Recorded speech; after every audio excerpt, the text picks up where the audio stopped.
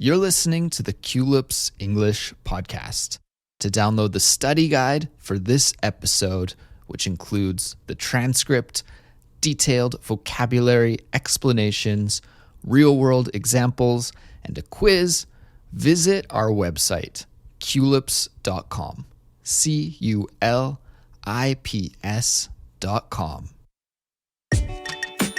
Hey everybody, my name is Andrew. And I'm Suzanne. And you're listening to Culips.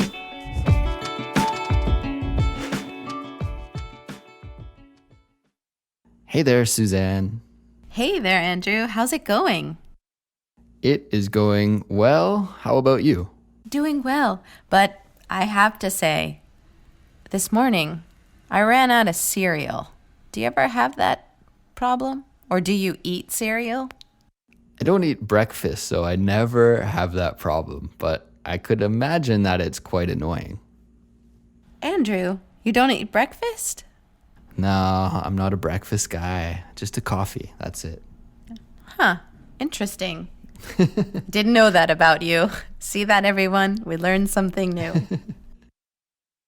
Well, everyone, today's episode is a Real Talk episode. And Real Talk is the series where we teach you guys the English expressions that you need to know for real world situations. And today we're going to teach you a very, very useful expression that you can use when you need to make a simple request at a restaurant. Suzanne, we were talking a little bit earlier about our summer vacations. Yeah. And I just returned from a whirlwind trip throughout Asia, and my last destination was Vietnam. And when I was in Vietnam, I did a lot of eavesdropping on customers at restaurants because almost all the customers were tourists from various parts of the world. Yeah. And I heard many, many people trying to communicate in English, but doing a really poor job. They were unwillingly being rude at the restaurant and to the servers because they didn't know how to make a simple request at the restaurant. And this got me thinking, wow, I need to do something to help these people. I need to correct this. So this was the inspiration for this Real Talk episode. It's Super Andrew to the rescue. Well, that's a great idea. And I agree. As someone who has been a waitress at a very touristy location in New York City, I can vouch for that. I know that it's not their fault, but most people don't know how to politely or, kindly ask for things they need. So let's get that remedied. Let's fix this problem. Okay. But just before we get into it, I want to let everyone know that we have a study guide for this episode. And we think that studying along with our study guide is really the best way to take advantage of listening to Culips. So in the study guide, you'll get a lot of awesome things like a transcript, detailed vocabulary explanations, real life examples, a comprehension quiz, and more. That's not even it. So if you would like to study along with the study guide, simply visit culips.com and give it a download. Awesome.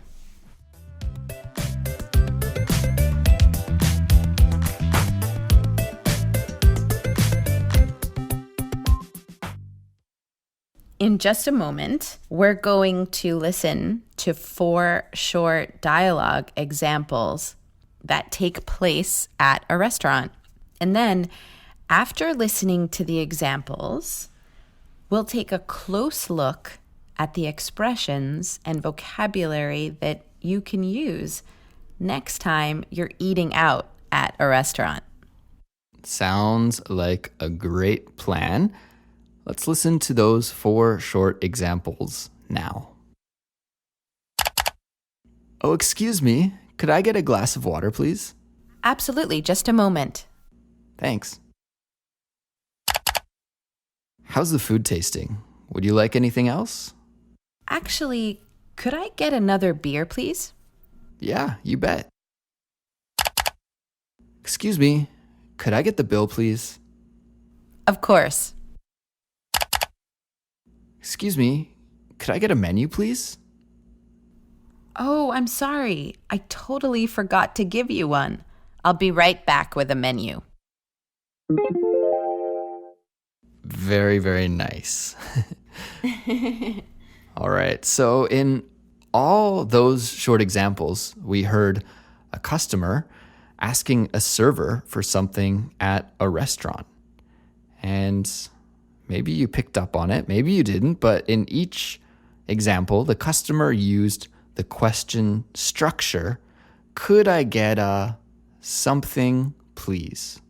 Okay, could I get a menu, please? A glass of water, please? The bill, please? Okay, and this structure is a very natural and polite way to make a request at a restaurant.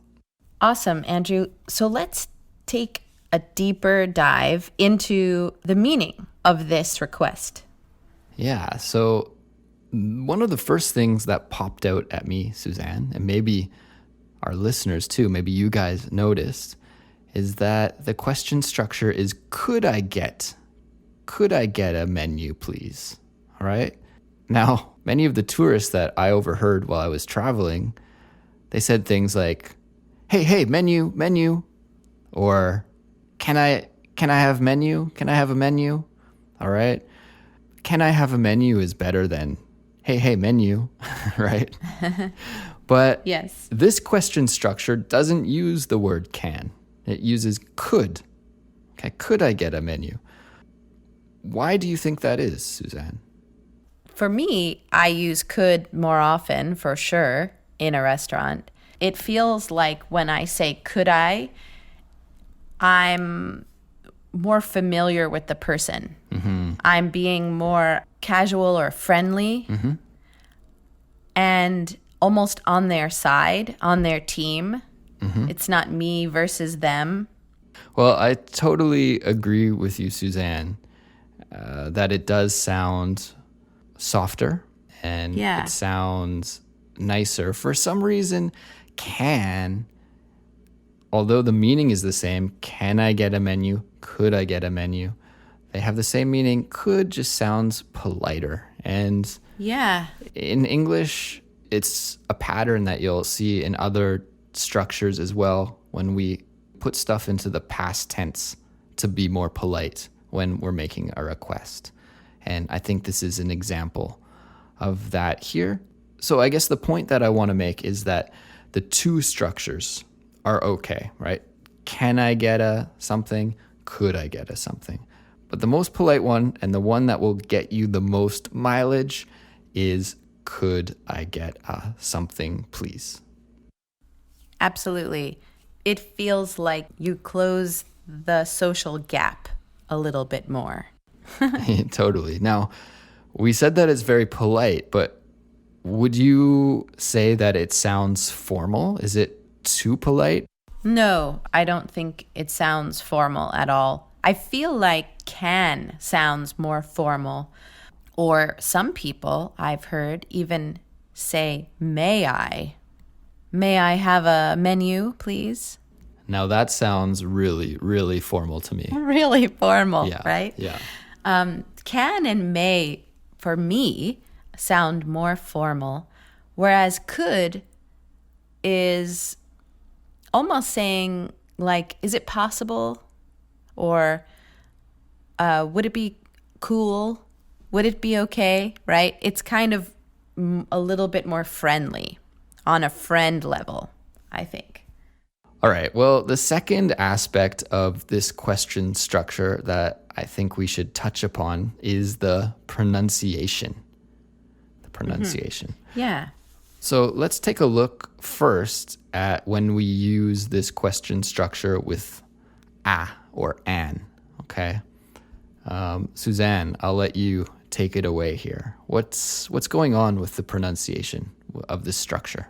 In this phrase, you have a lot of what we call flaps. A flap is when you have a D or a T between two vowels. And it kind of makes a little bit of a tap of the tongue on the roof of your mouth, almost like a combination between a T, a D, and an R. It's like r, r, r, r. It's a tap. Mm-hmm. And so when you connect all of these sounds, these words together, you have a couple of flaps. You have one after could, right? Could I, could I. You bring that D over to the I sound and it's could I. Getta. So when you at the end of get and the T goes over to the sound, you're going to make it another flap. Could I get a? Could I get a?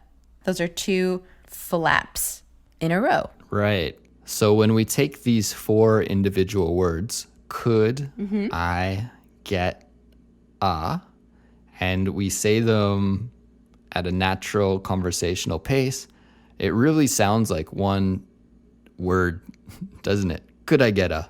Could I get a? Yes, exactly.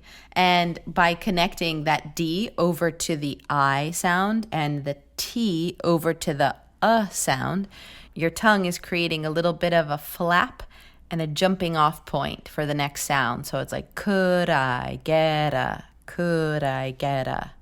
It changes, though, with the, right?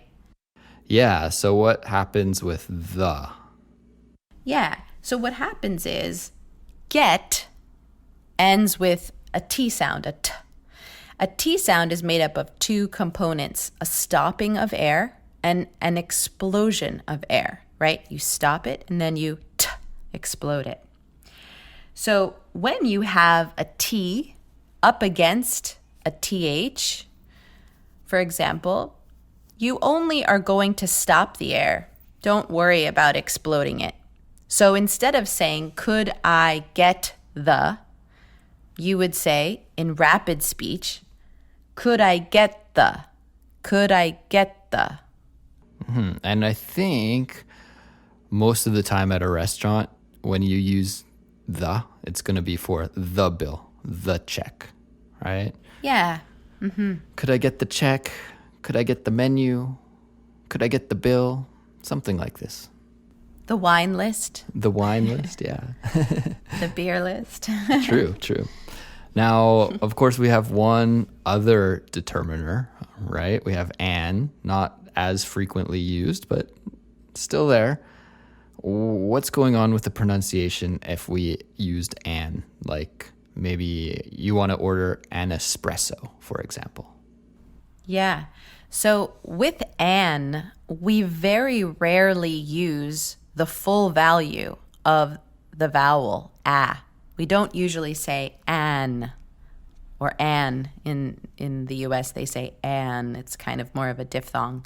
So you don't usually say the full value because the main stress of your sentence is going to be the thing you want, right? An espresso or an omelet. An omelet, exactly. So those omelet and espresso are the more important words. So an actually will reduce to an sound, right? So when something is not in the stressed position, when it's more like a function word, it goes to an sound. So we would say, could I get an omelet? Could I get an espresso? Could I get in? Almost like you're saying get in.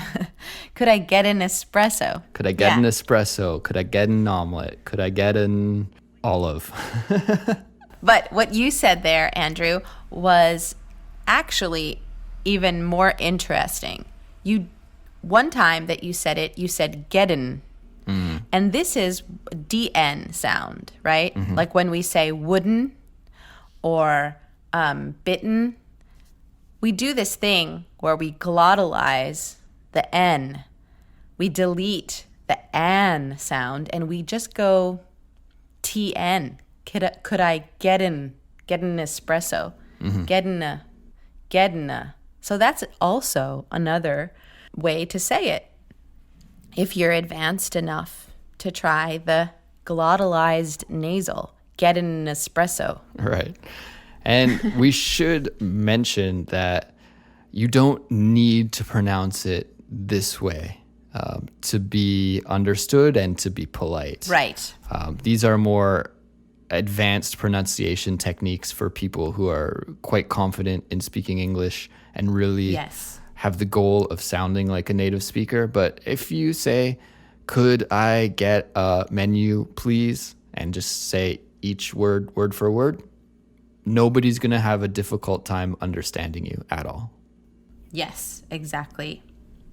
Okay, so I think the final thing that we should talk about is how to use this expression and where. So in what situation, in what contexts can we use this question structure? Could I get a something?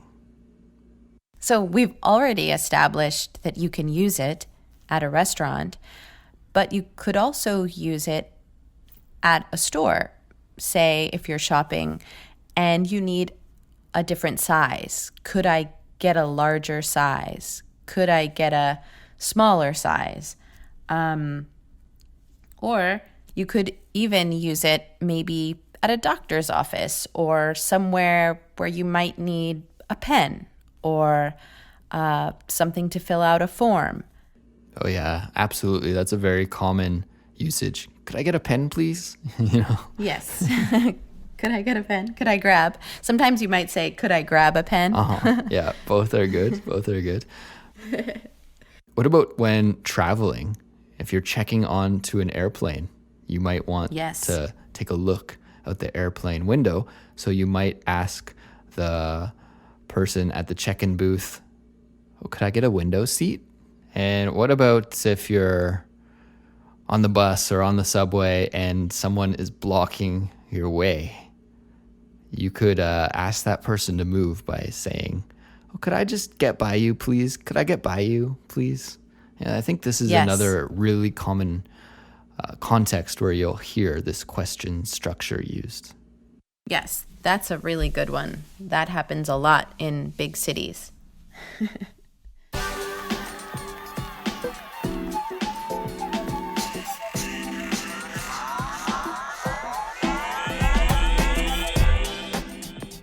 Well, everyone, I think that about does it for us today. I want to thank everybody for listening. And I would also like to remind you about our website, which is culips.com, culips.com. And if you want to get a transcript and practice exercises for this episode, visit the website to download the study guide. Yes, and don't forget, we're also on Facebook at facebook.com/culipspodcast. And you could also get in touch with us by emailing contact@culips.com. And now on Instagram too. Yeah, we're brand new on Instagram. Woo-hoo. Yeah, and so you could find us on Instagram.com/culips_, so little line at the bottom, English. Finally, we're also on YouTube. We've been uploading content to YouTube, so whatever social media service you like to use, we're there. Just search for Culips English Podcast and you will be sure to find us. We will be back soon with another episode, everyone. We will talk to you then. Goodbye. Bye, guys.